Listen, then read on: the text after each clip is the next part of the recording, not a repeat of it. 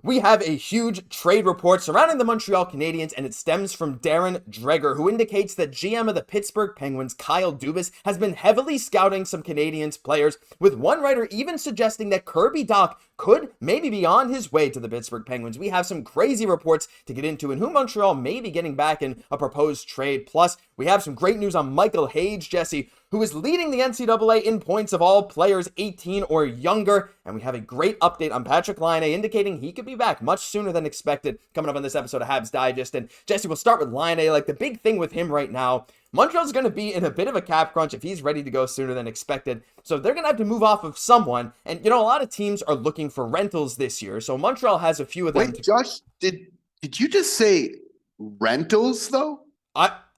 You know what? I did, and this video is sponsored by Rentals.ca. Guys, they are proud supporters of Team Canada. They have been supporting our national team defend their home ice in international competition. They've also been helping thousands of Canadians find their home ice all across the country. And they're supporting you from Toronto to Vancouver to Ottawa to my beautiful Montreal, Winnipeg.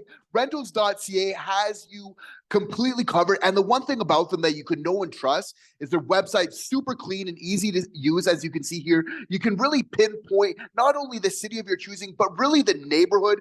Get to see it to find the perfect home for you. Absolutely, guys. I mean, they have been amazing. Find your home ice with Rentals.ca. They've been proud supporters of this channel for a long time. I've used them. I've found apartments with them, and I know you guys can too. Check out their website in the pinned comment or the description down below, and shout out to Rentals.ca for supporting us as a channel and for supporting our guys, our ladies, for Team Canada all across the country. Jesse, we will get into Patrik Laine right now. We got to start with this here. So I just wanted to break into this report. Selon Renaud Lavoie, Patrik Laine could very well be making his debut within 10 days. Now, some people are speculating maybe even the game against New York next Saturday could be very soon, but our boy is almost back, Jesse. I mean, we saw him go from we thought maybe after Christmas, and all of a sudden, he's 10 days away. I know Marty St. Louis said he's been super happy with what's been going on with Laine. How pumped are you? I know we'll talk about the lineup crunch. We'll talk about that a little later in the video, but my gosh, to hear he's so close is really unbelievable.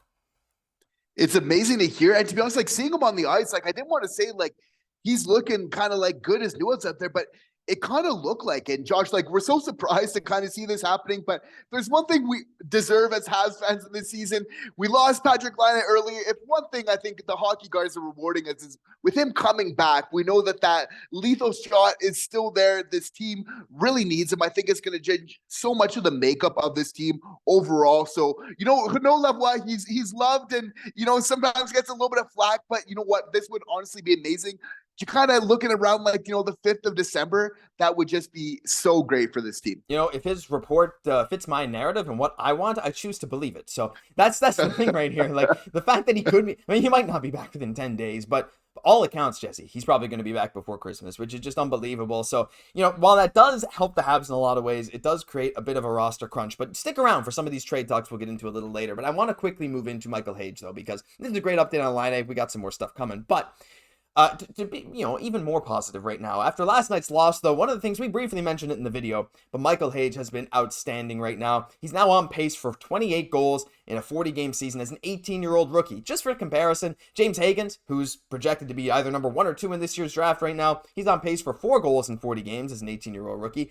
Eichel had 26 goals in his draft year. Celebrini at 17 had 32 goals in 38 games. Fantilli 30. Hage is looking really, really good, Jesse. He had a 5-point night and a 10-6 win from Michigan. Here's his goal. Just going to play it one more time. Right now, Jesse, I'm going to flash up the list of top scorers in the NCAA, and you can see Michael Hage right there at 13th. Well, really tied for 10th. You'll notice he's the only one with an age of 18 next to him because it's his age 18 season. How impressed have you been with him? Has your stock on him risen over the past week? Because for me, honestly, it absolutely has.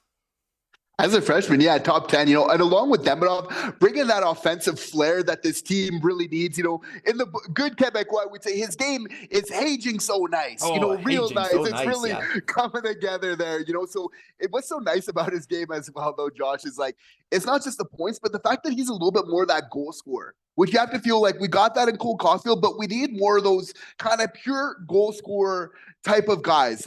Josh, is Ken Hughes waiting for a 2C, or is he seeing the way that Hage is just kind of lighting it up? Is he just you know what, we're just going to keep that seat warm for him? I mean, I think they're going to keep a seat warm for him no matter what, but, it's tough because, this guy, I'm thinking maybe he should probably go back for another year, but I don't know. Like, this dude looks so good. And I mean, if he continues at this pace, if he does get, say, like 28 goals and 50 odd points, I know we have had some guys last year who put up those kind of numbers, got drafted and went back. Like, of course, we have Gabe Perreault and Ryan Leonard. We see them both here. They have phenomenal years last year. They could have made that jump to the NHL, but they didn't. But right now, Michael Hage has looked so good that a lot of fans are wondering if he could come to the end of the season.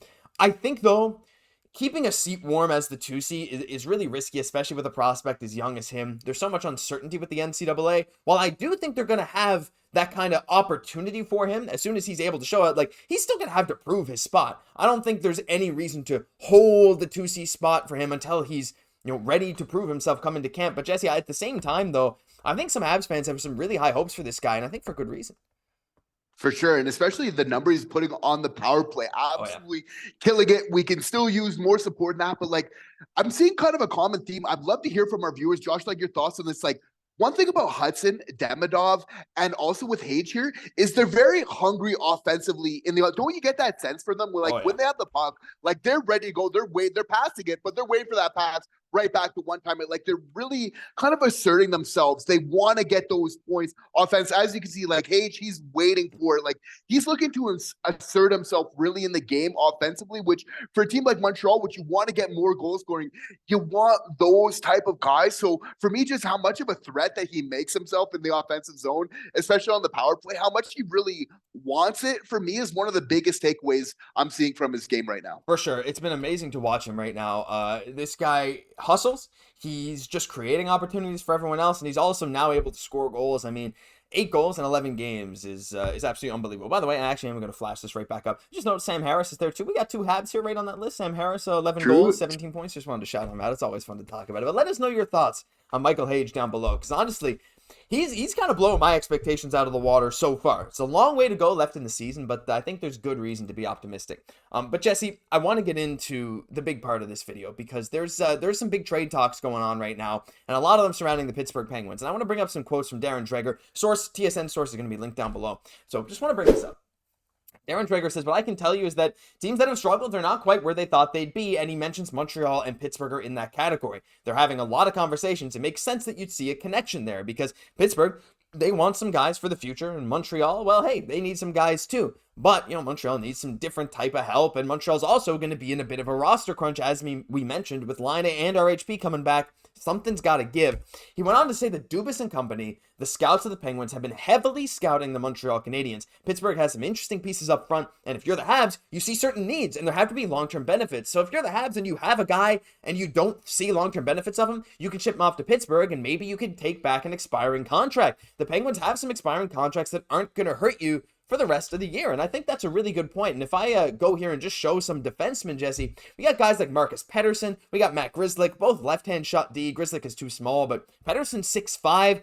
But Pittsburgh Hockey Now, they have had an article with some interesting names, and we'll get into Dach in a second because they did mention him, but I wanted to bring this up too. None of these names jumped off the page at me, but the thing is, you got guys like Drew O'Connor. His production is elevated under Mike Sullivan, but as he moved into center, but he hasn't scored in 17 games. You got guys like Anthony Beauvillier, who's been linked to the Habs before, Cody Glass, who the Habs wanted over Nick Suzuki in that Pacioretty trade, whatever. But Matt Nieto, Jesse Puljujarvi, another guy who's been linked to the Habs, all guys on really small contracts who Montreal could bring back. Jesse, if you see a guy on your team, like they even mention here, guys like Justin Barron, Jaden Struble, if you have to get rid of someone, whether it's one of them or maybe one of your forwards, I don't think it's crazy to think that Montreal could maybe move off of one of their young defensemen in favor of an expiring deal for Pittsburgh to get some more flexibility this offseason.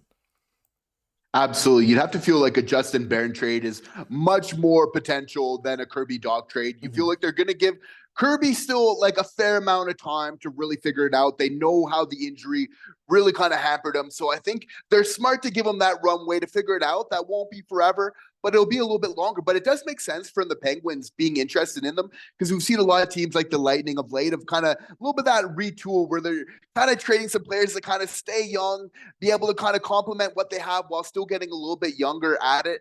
At the same time, I see the need for the Penguins. I would say it's like, how much do they really want what is our best thing to really offer in a lot of ways, which is those picks, is kind of those prospects as we're looking to kind of get a little bit more competitive for a team like Penguins that really still want to kind of win now. Now, I'm definitely open on like a Malkin, even if it's just a year or two there. Obviously, very small chances. We joke about that. We just appreciate the player here at Habs Digest, but you have to feel like, yeah, Kent is looking at some options right now, and Dubas is as well. He's kind of scrambling.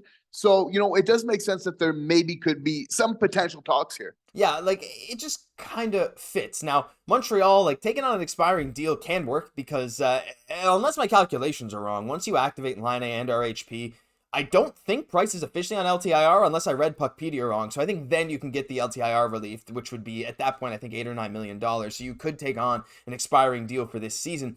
And like a guy like Marcus Pettersson, Jesse, I'm kind of tempted. Like, I don't see like the necessity to bring in a guy like that right now, and I don't really see why Pittsburgh would.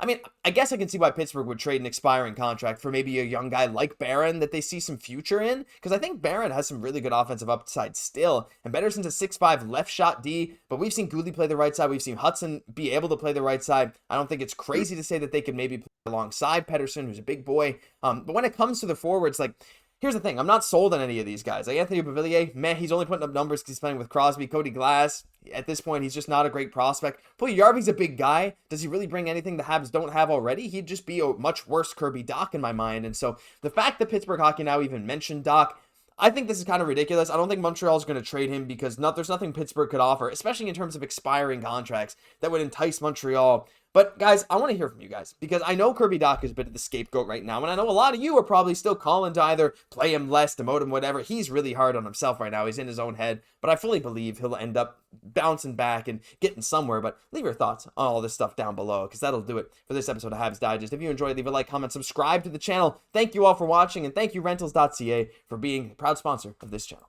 I'm Josh Gosse, for my co-host Jesse Poirier. We'll catch you in the next one.